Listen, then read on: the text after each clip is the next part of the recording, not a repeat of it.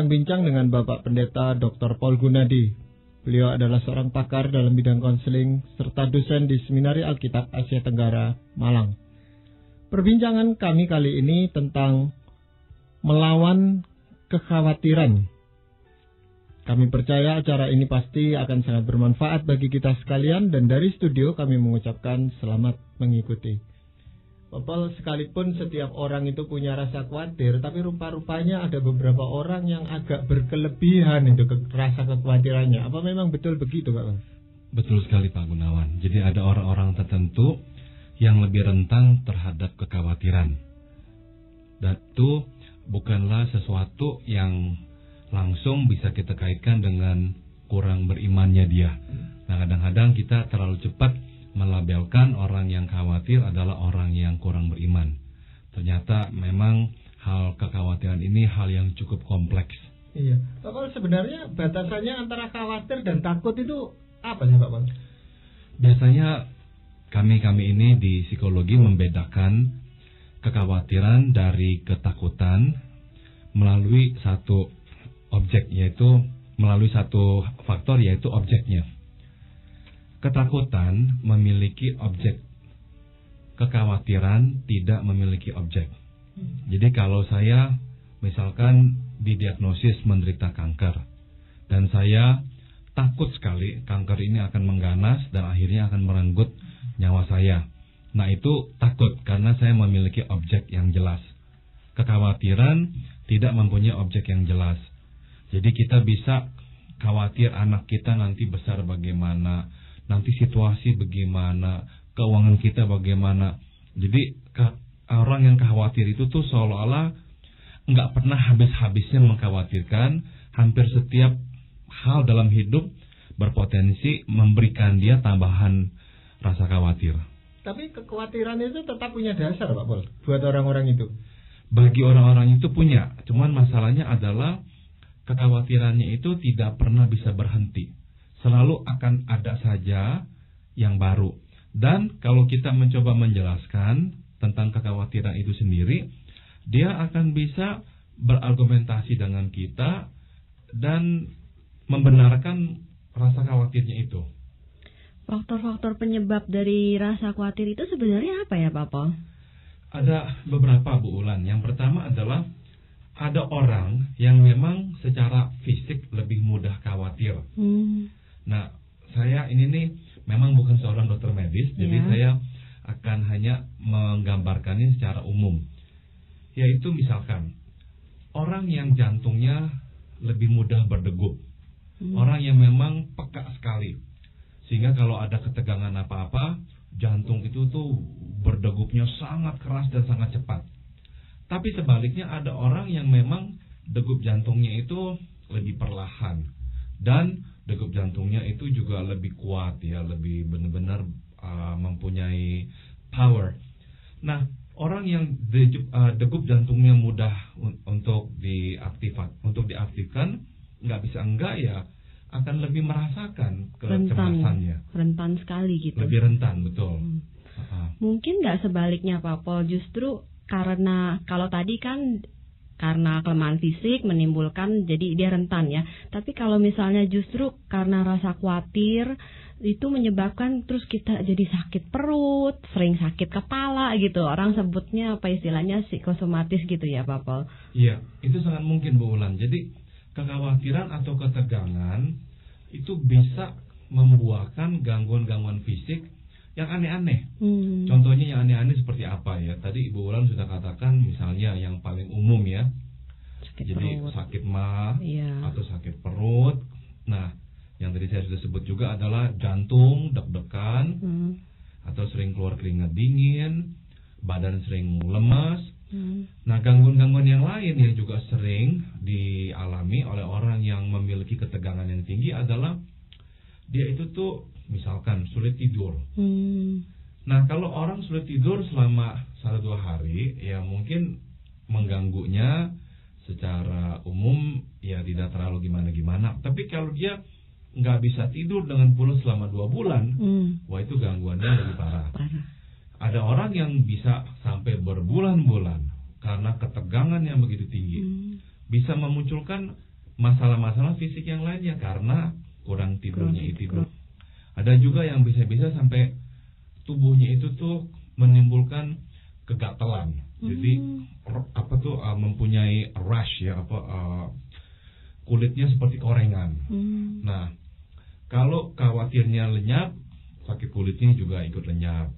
Tapi kalau lagi khawatir, lagi ada ketegangan tertentu, sekujur tubuh gatal-gatal dan merah-merah, bentol-bentol dan sebagainya. Ada lagi orang-orang yang merasakan lidahnya kok kering terus-menerus. Jadi perlu minum karena kering sekali lidahnya. Nah, benar-benar begitu banyak gangguan yang bisa ditimbulkan oleh masalah yang sangat sederhana ini, kekhawatiran. Tapi memang tadi saya sudah tekankan juga, kekhawatiran itu sendiri bisa ditimbulkan oleh kerentanan fisik kita. Jadi ada faktor-faktor bawaan yang membuat kita lebih rentan terhadap kecemasan ini.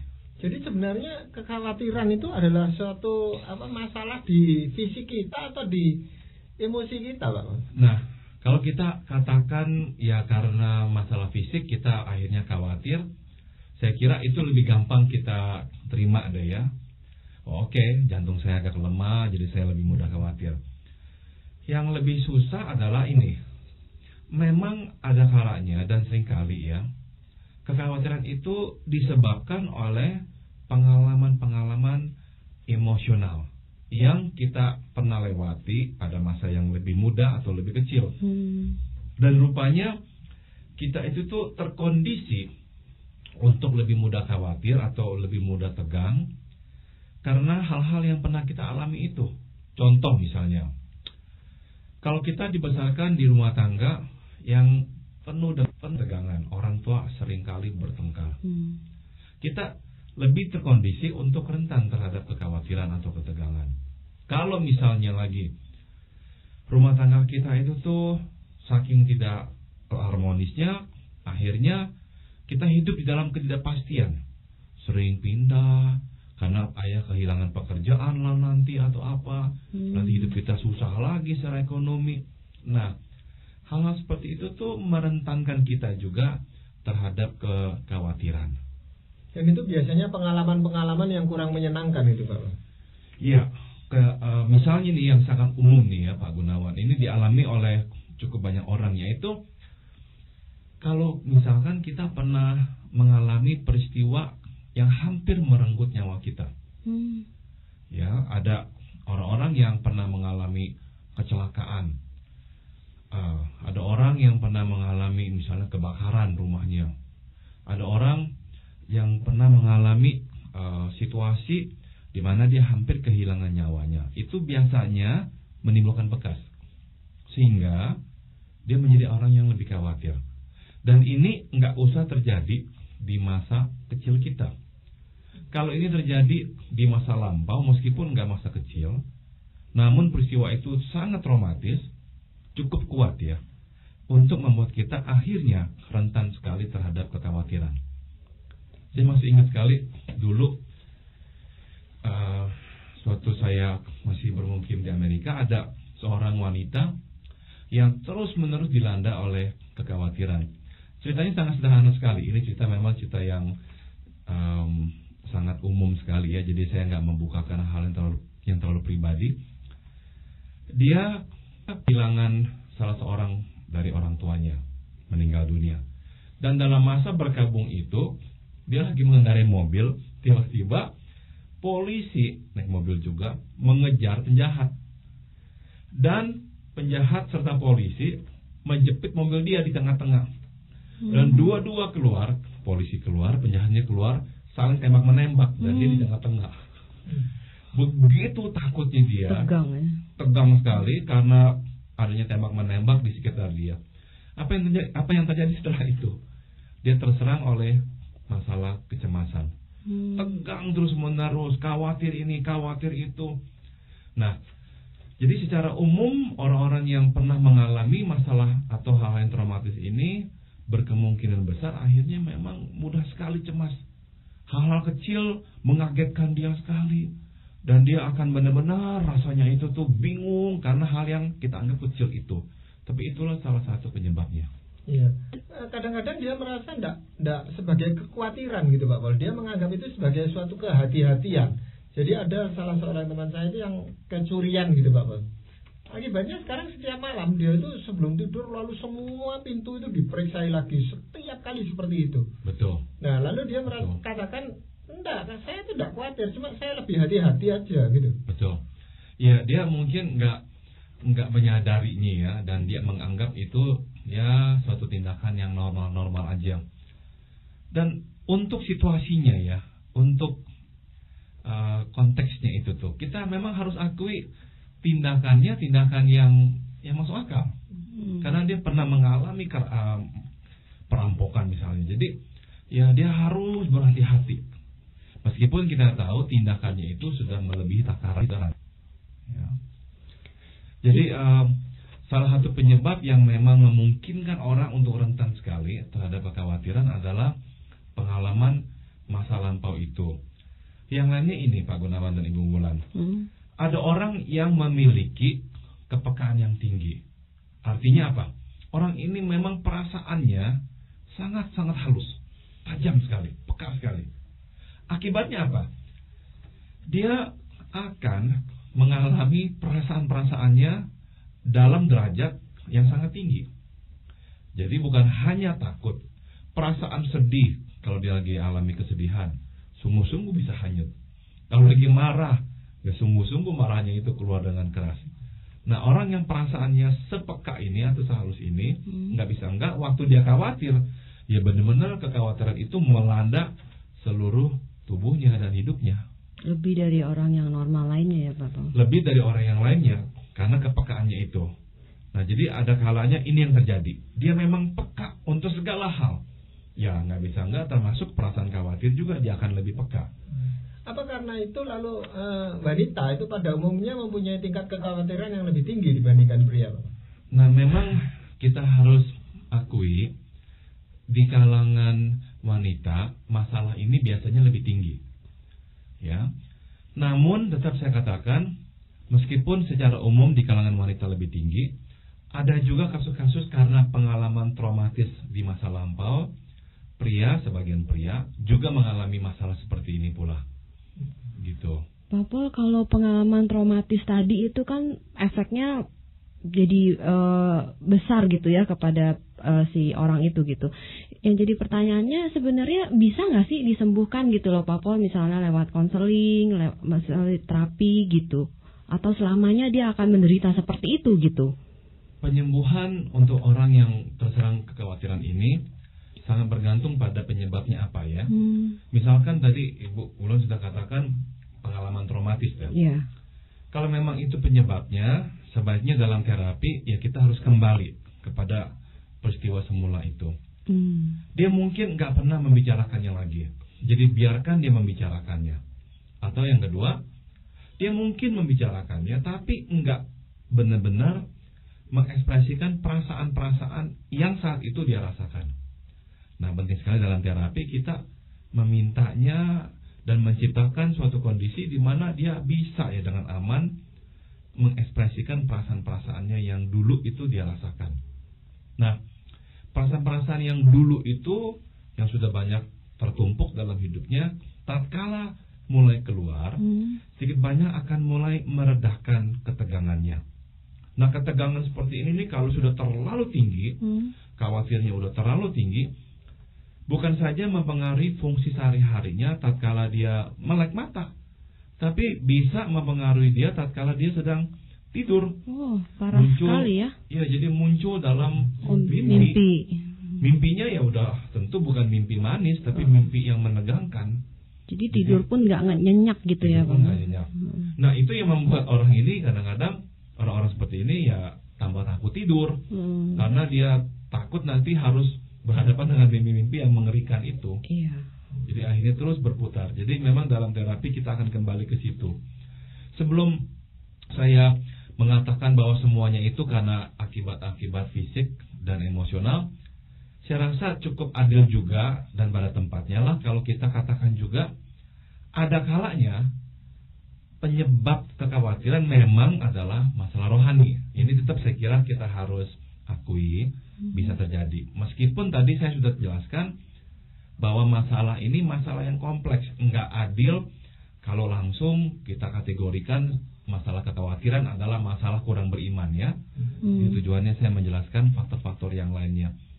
Namun ya ada kalanya memang karena kurang beriman, karena kurang bisa berserah kepada Tuhan, sehingga terlalu mengkhawatirkan banyak hal. Iya. Nah, tapi kalau memang masalahnya kurang beriman, itu sebenarnya apa yang bisa dia lakukan, Pak?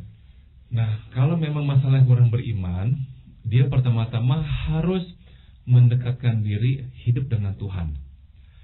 Maksud saya adalah dia benar-benar harus bersandar kepada firman Tuhan itu. Dia nggak lagi mendasarkan hidupnya atas perasaannya. Nanti kalau muncul pemikiran-pemikiran yang mengkhawatirkan, nah dia harus counter, dia harus lawan dengan firman Tuhan. Firman Tuhan bilang apa? Firman Tuhan katakan apa? Dia khawatir tentang anak-anaknya, nah dia bisa berkata, firman Tuhan katakan apa? Jadi dia selalu harus menggunakan fakta, jangan menggunakan perasaannya. Nah itu kira-kira yang akan dia harus lakukan. Pak Paul, dari tadi kita udah panjang lebar nih ya, bicarakan tentang kekhawatiran.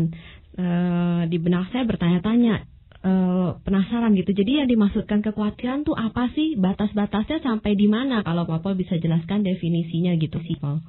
Sebetulnya kekhawatiran ya adalah upaya untuk melindungi diri. Aneh sekali, tapi sebetulnya itulah gitu ya. Kekhawatiran.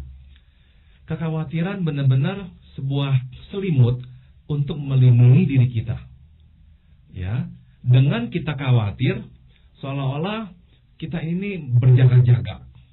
Ya, maka saya juga katakan kekhawatiran sebetulnya adalah alarm, sinyal peringatan bahwa ada bahaya. Secara otomatis gitu maksudnya. Secara otomatis, secara refleks. Berarti dari Tuhan dong.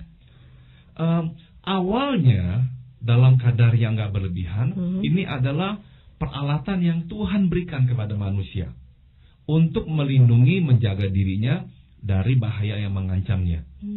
Ya. Namun dalam kadar yang berlebihan, nah kita tahu sekarang ada yang keliru di dalam sistem itu. Jadi sistem khawatir itu memang adalah suatu peralatan yang sudah ada dalam hidup kita. Saya berikan satu contoh yang sangat lucu, tapi ya saya mau bagikan. Maaf, bukannya menyamakan manusia yang khawatir dengan hewan, bukan. Tapi ini cerita tentang anjing saya. Saya mempunyai seorang anjing. Nah, anjing saya ini nih setiap sore saya bawa keluar untuk jalan. Nah, satu hari saya bawa dia keluar, apa mau dikata ada motor lewat. Saya memang nggak pakaikan dia rantai. Motor itu menabrak dia. Dia mau lari nyebrang, motornya pas lewat, dia ditabrak kepalanya, tapi nggak apa-apa.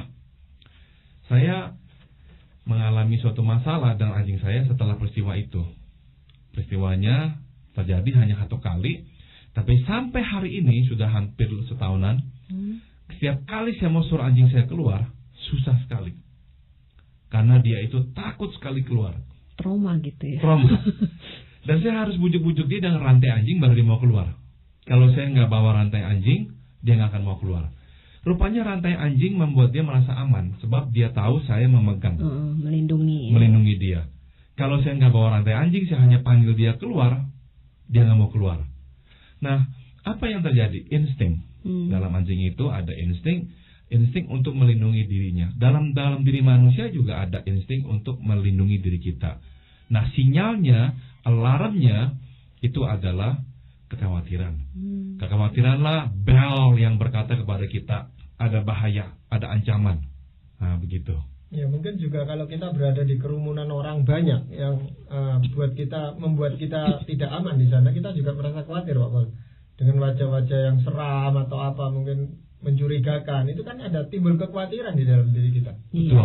Betul. Jadi banyak hal yang memang bisa membuat kita khawatir. Nah, salah satu lagi cirinya adalah, tadi kan saya sudah katakan kekhawatiran sebetulnya adalah sinyal. Namun satu hal yang juga merupakan tema utama, tema dari khawatir ialah kita merasa nggak berdaya. Jadi kekhawatiran dikaitkan dengan ketidakberdayaan, ketidakmampuan mengatasi bahaya yang mengancam itu. Kalau justru kita merasakan kita berdaya, kita bisa melakukan sesuatu, kekhawatiran itu akan berkurang.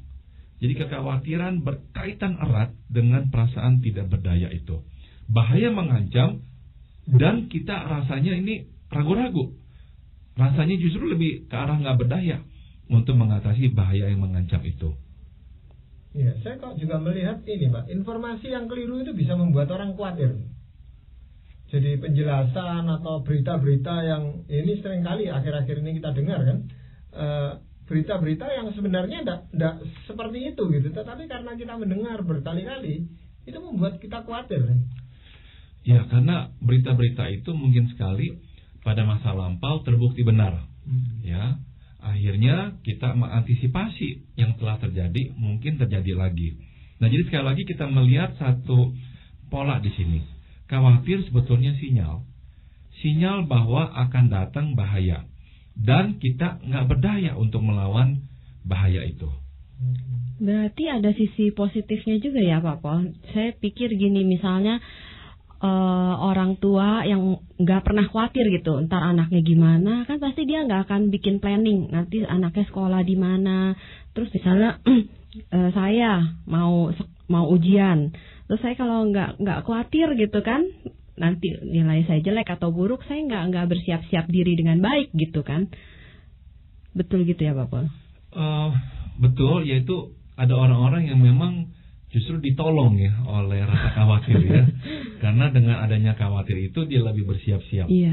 Namun pertanyaan Ibu Wulan tadi memunculkan juga satu fakta, yaitu selain tadi kita bicara ada orang yang memang lebih rentan terhadap kekhawatiran, ada orang yang memang nggak rentan dan susah khawatir. Maksudnya cuek gitu? Cuek. Nah, kita juga nggak bisa buru-buru berkata dia beriman besar. Sebab bisa jadi dia justru nggak punya iman. Iya. Tapi kenapa kok dia misalnya sangat cuek? Ya karena misalnya yang pertama, jantungnya terlalu kuat. Jadi susah sekali berdebar-debar. Begitu. Kedua, dia nggak pernah mengalami hal-hal yang traumatis. Dan yang ketiga, memang kepribadiannya acuh tak acuh, nggak peduli sama orang di luar. Perasaannya agak tebal, susah nangis, susah sedih, susah marah, susah segala macam. Ya termasuk susah khawatir. Nah, ada orang yang seperti itu juga. Ya. Jadi, kalau kita sedang mengalami kekhawatiran, sebenarnya apa yang bisa kita lakukan? Oke.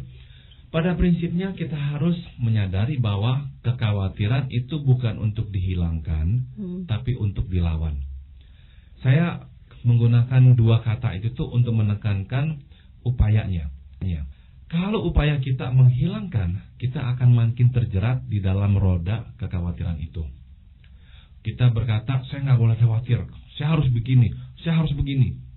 Waktu kita mengatakan hal-hal itu, mencoba menghilangkan kekhawatiran itu, kita makin-makinan terjerumus, makin tegang. Karena kita repot sekali berkelahi, mencoba menghilangkannya. Semakin kita lelah berkelahi dengan rasa khawatir itu, semakin letih. Semakin letih, semakin kurang kuat pertahanan kita. Jadi, itu prinsip yang pertama, kita memang nggak mencoba untuk menghilangkan. Nah, tapi saya katakan kita mesti melawannya. Ada beberapa cara, tadi saya sudah singgung. Yang pertama adalah selalu kedepankan fakta. Selalu kedepankan fakta. Ada yang takut akan masa depan. Tuhan berjanji memelihara hidup kita. Burung di udara Tuhan pelihara. Masakan kita tidak Tuhan pelihara. Sampai sekarang pun kita Tuhan pelihara. Masakan dari sekarang sampai nanti Tuhan kita pelihara. Jadi selalu kita gunakan fakta itu. Ada orang yang mengkhawatirkan misalnya Pak Gunawan, keselamatannya. Saya sudah selamat belum ya? Apalagi kalau orang ini sangat mempercayai doktrin pemilihan. Saya dipilih Tuhan nggak ya? Saya dipilih Tuhan nggak ya? Terus bertanya-tanya, saya dipilih Tuhan tidak? Akhirnya keraguan-keraguan itu membuat dia tambah khawatir. Nah, faktanya apa? Faktanya adalah dia sudah menerima Tuhan Yesus sebagai Tuhan dan Juru Selamatnya. Tuhan berjanji memberikan dia hidup yang kekal. Itu yang Tuhan akan genapi. Jadi hiduplah berdasarkan fakta firman Tuhan. Nah, itu caranya. Kita melawan dengan mengedepankan fakta. Dan yang ketiga adalah, menarik sekali, yaitu kita melawan kekhawatiran dengan tidak memberikan perlawanan. Maksudnya apa? Begini nih, kita justru berserah. Ya, terjadilah. Terjadilah. Apapun yang terjadi nggak apa-apa. Berserah. Sebab waktu kita berkelahi, kekhawatiran itu makin menggila. Waktu kita melepaskan, terjadilah apapun yang harus terjadi. Justru lama-kelamaan ketegangan itu akan berkurang. Jadi itu yang perlu kita selalu ingat ya. Kita nggak menghilangkan, tapi kita melawan. Melawan dengan mengedepankan fakta. Dan yang kedua, melawan dengan tidak memberikan perlawanan. Justru membiarkan. Saya tahu ada banyak ayat di dalam Alkitab yang bicara tentang kekhawatiran ini, Pak Paul. Nah, apakah ada satu saja yang bisa digunakan untuk merangkumkan pembicaraan ini? 1 Petrus 5 ayat 7 berkata, serahkanlah segala kekhawatiranmu kepadanya, sebab Ia yang memelihara kamu. Jadi Tuhan menginginkan kita menyajikan, menyebut kekhawatiran kita. Jangan takut Tuhan marah. Justru katakan, Tuhan saya khawatir ini. Sebutkan kepada Tuhan. Dan serahkan kepadanya, sebab Dia memelihara kita. Dan Dia yang berdaya. Waktu kita melepaskan, membiarkan, kita berkata, iya saya memang gak berdaya. Tapi Tuhan berdaya. Dan tangan Tuhan yang perkasa itulah yang akan menjaga saya. Ya, itu memang mesti belajar menyerahkan itu, Pak Paul. Karena ada ilustrasi yang mengatakan, doanya memang seperti yang tadi Pak Paul katakan, tapi begitu amin, kekhawatirannya diminta lagi sama dia gitu, Pak Paul. Jadi menjadi bagian dari kehidupannya lagi. Berulang kali dia melakukan itu lagi gitu, Pak Paul. Betul sekali. Itu memang suatu siklus, jadi memang ini nggak selesai satu hari. Ya. Hari ini dia berhasil mengalahkannya, besok dia harus memang mengalahkannya lagi. Ya, tetapi kekhawatiran itu akan terus menjadi bagian dari kehidupan manusia gitu, Pak Paul. Betul. Nah, bagi orang-orang yang memang lebih rawan atau lebih rentan, itu harus menjadi pokok doanya dengan lebih serius lagi. Iya, namun ada janji-janji Tuhan yang begitu pasti yang bisa dijadikan pegangan bagi kita untuk melanjutkan perjalanan hidup ini. Betul. Terima kasih Pak Paul, terima kasih juga Ibu Bulan.